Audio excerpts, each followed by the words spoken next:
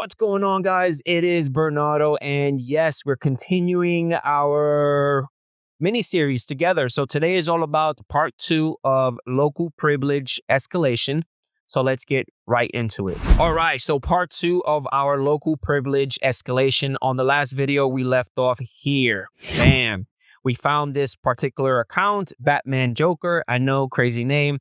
And this particular account has don't require pre-authorization enabled. So we're going to do crazy things with this particular account. Let's open up a new session within our terminal. So we are going to click on session. We're going to click on new tab.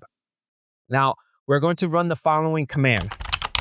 Now this command is going to give us the token, the hash of this particular account. With that hash, we're able to use Hashcat and convert it to the actual password. So we're able to take that password and use it for more lateral movement within the domain controller. Yes. So this is the command that I'm going to type in. I'm going to hit enter, and there goes the hash. This is the user's password, but it's, encoded. We need to kind of crack it to see what the actual password is. So we are going to highlight this entire hash or token. We're going to right click on it. We're going to click on copy selection. We're going to type in the following command. We're going to create a new text file called hash, and we're going to hit enter. I'm going to right click. I'm going to say paste clipboard. I'm going to do a Control-O to write out and hit enter. And then I'm going to do a Control-X to exit out. Now I'm going to type in the following command. This is just to view the content inside of our new text file. Hit enter. And there goes our token, our hash. Now it is time for us to crack it. Now the command that I'm going to be using would be the following with the following parameters. And I'm going to call out our text file. And I'm going to be using the rocku.txt file. Now the rocku.txt file is kind of compressed within Kali. So you actually have to uncompress it to use it. So make sure you uncompress it because it's not loose. So once you have everything here, we're going to hit enter. It's going to take some time, and eventually you're going to get this. Bam.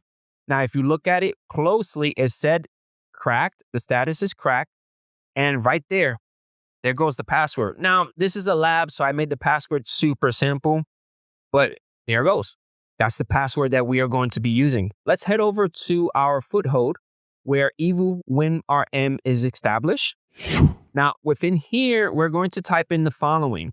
Net local group remote management user. Now, the reason why I'm doing this is because I want to see if this particular user has WinRM access. If it does, we're able to establish our WinRM or our evil WinRM tool to connect as our compromised account, Batman Joker.